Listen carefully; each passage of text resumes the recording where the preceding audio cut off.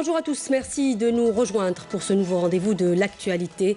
Au sommaire, le ministre de l'Intérieur et des collectivités locales et de l'aménagement du territoire, en compagnie des ministres des Travaux publics et des Transports et des Ressources en eau en visite dans le wilaya de Annaba, a mis l'accent sur l'importance de la concrétisation sur le terrain de la démocratie participative pour une prise en charge efficace des problèmes posés à l'échelle locale.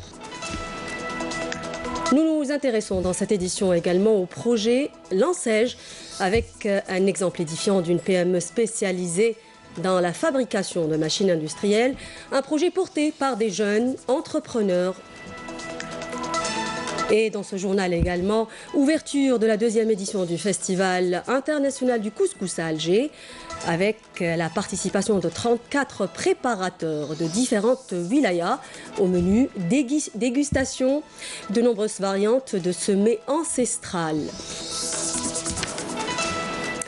Mais avant de développer ces titres, ouverture ce matin d'une séance plénière à l'Assemblée populaire nationale consacrée à la présentation du projet de loi relative à la prévention et la lutte contre la corruption présenté par le ministre de la Justice, garde des Sceaux, Tayeb Louh. Le projet s'inscrit dans le cadre de l'adaptation de ces dispositions avec la révision constitutionnelle de 2016. Le projet de loi s'inscrit également dans le cadre du renforcement des efforts entrepris par le pays dans le domaine de la lutte contre la corruption et l'amélioration de l'efficacité des institutions chargées de la lutte contre ce fléau. Nous l'annoncions au titre, le ministre de l'Intérieur, des collectivités locales et de l'aménagement du territoire, Nourdine Bedoui, a porté l'accent à Annaba sur l'importance de la concrétisation sur le terrain de la démocratie participative pour une prise en charge efficace des problèmes posés à l'échelle locale. Le ministre de l'Intérieur présidait, en compagnie des ministres des Travaux publics et des Transports et des Ressources en eau, une rencontre des représentants de la société civile, de notables et élus locaux. Nourdine Bedoui, qui effectuait une visite dans la wilaya de Annaba après les inondations qu'a connues la région, a assuré par ailleurs que la consécration effective du principe de la démocratie participative garantira à lui seul de jeter des ponts de communication entre les divers acteurs pour soulever les insuffisances et trouver les moyens de les traiter. Économie à présent, avec un exemple d'une PME spécialisée dans la fabrication de machines industrielles. Un projet réalisé dans le cadre de l'ANSEJ, Agence nationale de soutien à l'emploi de jeunes, qui offre des simplifications et des facilitations au profit des universitaires porteurs de projets, nous dit Naïma Haouch dans ce sujet. Quand on termine nos études, on appréhende souvent l'étape intermédiaire. Que va-t-on faire? Le travail, l'avenir? Tout semble flou, voire incertain. Mais Abdallah, lui, n'a pas eu à se poser tant de questions. Étudiant à Babzouar, il a décroché son Master 2 spécialité production en 2015. Mais pendant son parcours, une idée lui trottait dans la tête. Et c'est alors qu'un projet est né. J'étais encore étudiant quand l'idée de créer ma propre PME a germé, celle de créer une machine-outil. L'idée prend forme et le projet est concrétisé en 2018, grâce notamment au dispositif de soutien de l'État en ouvrant les portes aux universitaires. Nous avons soumis notre projet à l'ANSEJ qui l'a accepté et qui nous a accordé toutes les facilitations. Le projet a démarré en 2018 et nous sommes en phase de préparation d'une machine qui coupe du bois destinée aux artisans et qui répond aux normes internationales.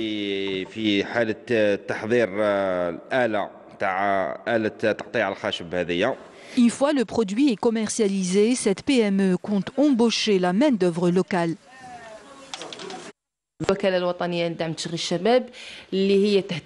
L'Agence nationale de soutien à l'emploi prend en charge les préoccupations des jeunes et absorbe le chômage au niveau de la wilaya. Elle aspire à soutenir les diplômés universitaires et ceux issus de la formation professionnelle.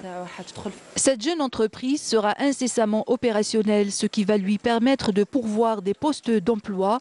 47 petites et moyennes entreprises ont été créées en 2018 à Tipaza par les détenteurs de diplômes universitaires. C'est leur façon d'ajouter une pierre à l'édifice afin de consolider une économie durable.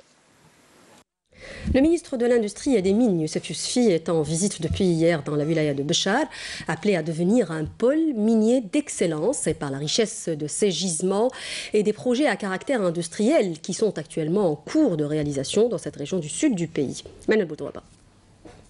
L'État prévoit de faire de la wilaya de Béchar un pôle minier d'excellence de par l'importance de ses gisements, notamment de baryte, argent, cuivre, fer et manganèse, pour répondre à la demande croissante de l'industrie nationale en matières premières, a affirmé le ministre de l'Industrie et des Mines, Youssef Yousfi, en visite dans cette wilaya du sud du pays. L'industrie algérienne se développe un peu plus chaque jour et ce, grâce à la politique adoptée par son Excellence le président Bouteflika, grâce à la stabilité que connaît le pays, stabilité sécuritaire et politique, et aussi grâce au soutien permanent du gouvernement aux opérateurs économiques et à l'investissement de façon générale. À titre d'exemple, je citerai le manganèse qui est utilisé en sidérurgie. Il est disponible à profusion dans cette wilaya à raison de 3 millions de tonnes dans la mine de Guettara. Lors de notre visite dans cette mine, nous avons étudié la possibilité de l'exploiter dans les plus brefs délais en partenariat avec les opérateurs économiques activant dans l'industrie métallurgique.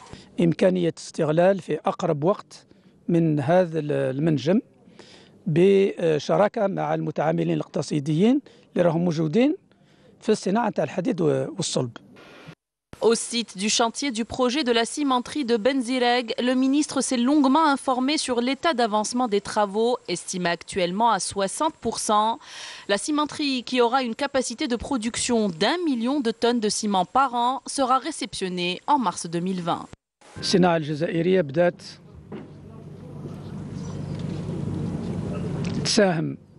Le secteur de l'industrie contribue à la concrétisation de la politique du président de la République destinée à la diversification de l'économie nationale. Cette cimenterie est le symbole de ce développement. Il y a de cela 2 ans, l'Algérie comptait parmi les plus grands importateurs de matériaux de construction. Aujourd'hui, nous ne sommes pas seulement autosuffisants, nous exportons.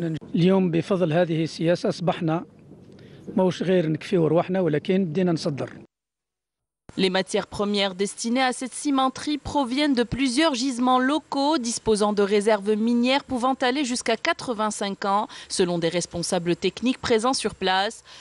Youssef Yousfi poursuivra aujourd'hui sa visite de travail au chef-lieu de la wilaya de Béchar où il aura l'occasion de s'enquérir des activités de plusieurs unités industrielles. Arrivé aujourd'hui à Alger de la dépouille de Abdelmalek Benazia, ancien ministre délégué auprès du ministre de la Défense nationale, décédé hier. L'enterrement aura lieu demain après la prière du Dohr au cimetière de Sidi Yahia à Alger, et ce d'après un communiqué de la Défense nationale.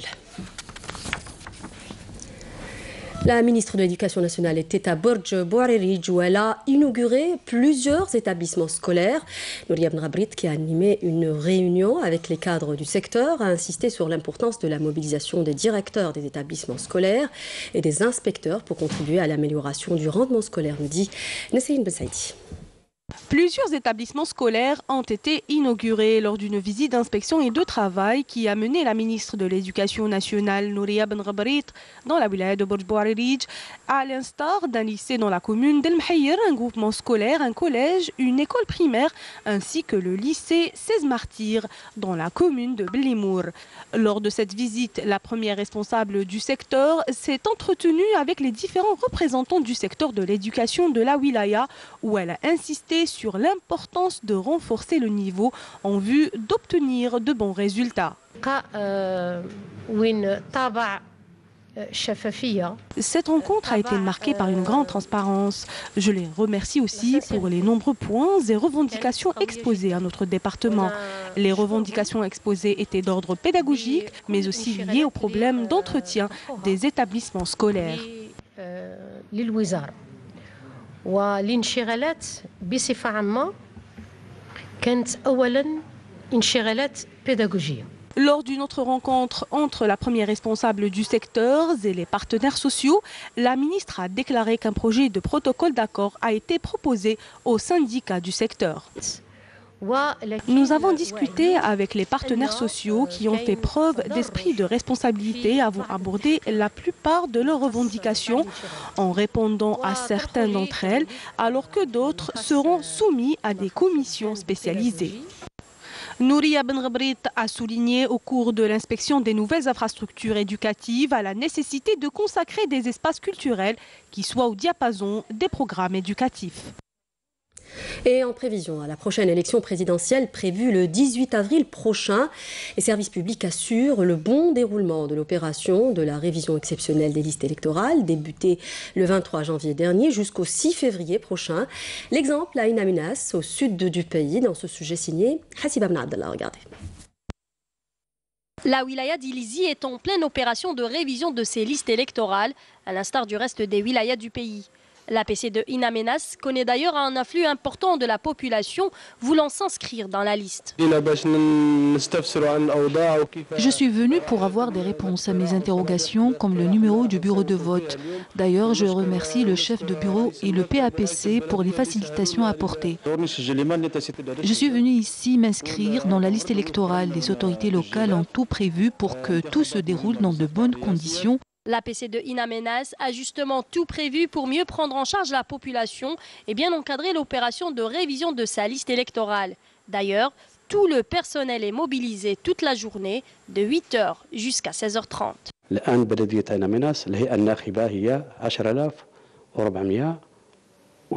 En ce moment, la commune d'In Amenas compte 10 457 électeurs. Le nombre des demandes de réinscription est de 1543. Nous avons également des demandes de radiation pour ceux qui résident désormais dans d'autres communes.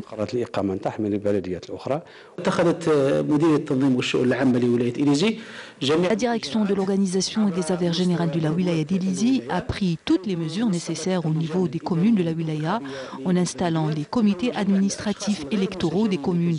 J'appelle toute personne non inscrite à s'inscrire, notamment celles qui ont atteint 18 ans, ainsi que celles qui ont changé de lieu de résidence. Demain, le 6 février, est le dernier jour pour exprimer sa demande d'inscription ou de réinscription dans les listes électorales pour pouvoir voter aux prochaines élections présidentielles.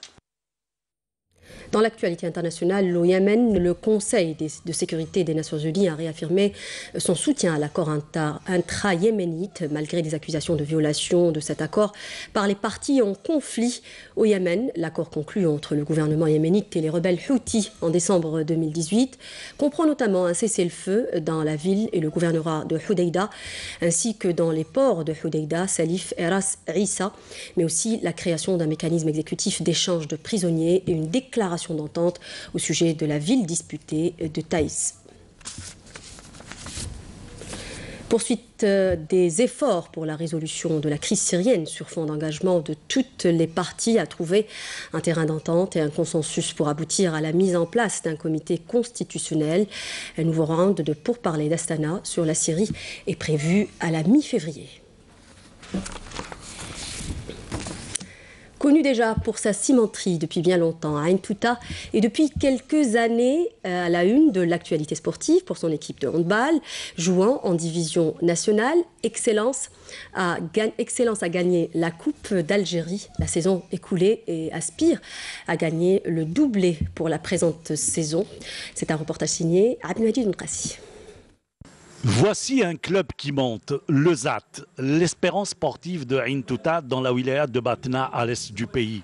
Un club créé il y a à peine 20 ans, en 1998, et déjà un nom et une place dans le handball algérien. On a entamé le championnat en 2003, exactement en 2003. En 2003, c'est-à-dire ce qu'on a واش درنا احنا c'est-à-dire احبطنا la base رحنا les écoles primaires عندنا des conseillers تابعين الكلوب وعندنا on a des conseillers en même temps on a des techniciens supérieurs spécialité handball راحوكم des bénévoles داروا البينيفولا في les écoles ومن تمام les écoles نقاو quelques éléments. Ain Touta est devenue au fil des années une véritable école dans un sport qui a tant donné à l'Algérie. Ain Touta, devenue une pépinière de la petite balle, et fournit bien des noms à l'équipe nationale. Parmi eux, Ayatollah El Khomeini.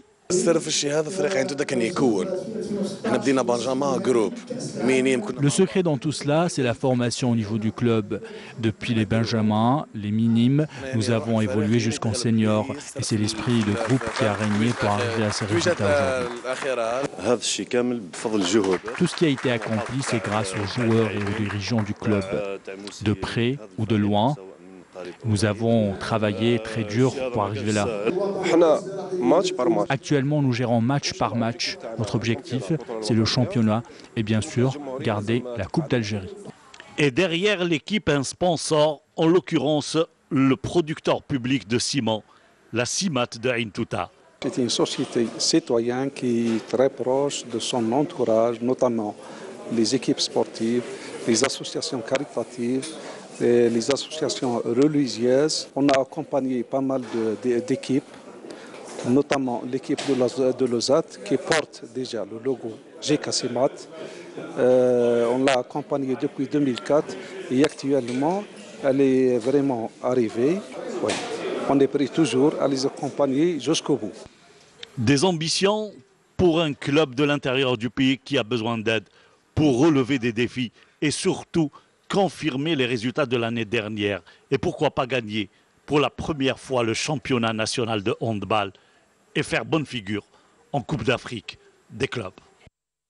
Sport toujours, et cette fois-ci avec du football, avec le rappel de la journée d'hier dans le cadre de la Liga Mobilis. La JSK s'est inclinée face au Paradou AC sur un score de 2-0. Le CS Constantine est allé gagner à Blabbès sur un score de 4-0. Alors que Ain Lila et le MC Oran se sont neutralisés sur un score de 0 partout. C'était à Ain Lila.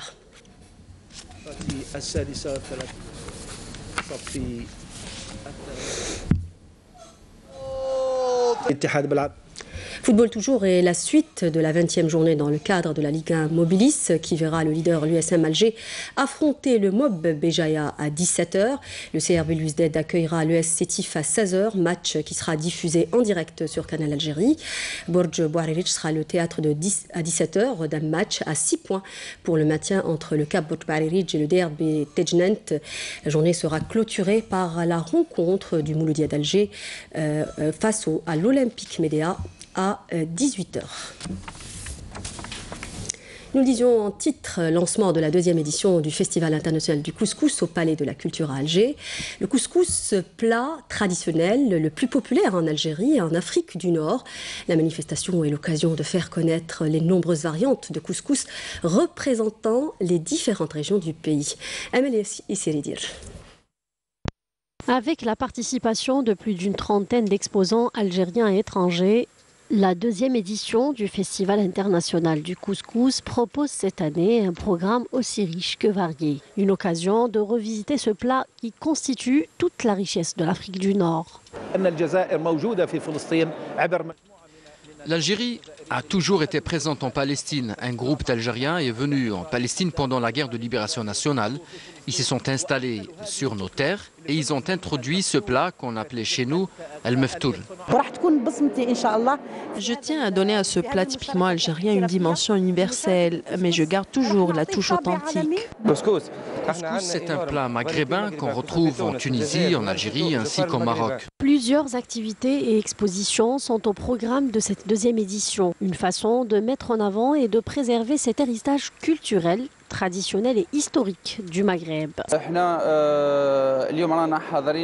Nous sommes présents aujourd'hui pour montrer nos coutumes ainsi que les différentes façons de préparer ce plat bien de chez nous qui est assez spécial pour tous les Algériens. 4 jours durant, plusieurs variantes de couscous seront présentées aux amateurs de ce plat authentique.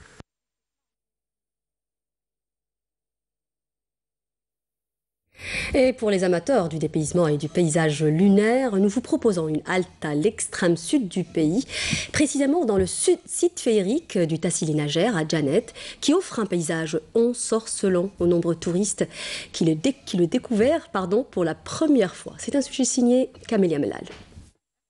Le parc du Tassili Najer à Djanet reste un véritable musée à ciel ouvert dans le grand sud du pays. Classé en 1982 patrimoine universel de l'UNESCO, le Tassili reste synonyme d'évasion, de découverte pour chaque touriste venu chercher la méditation.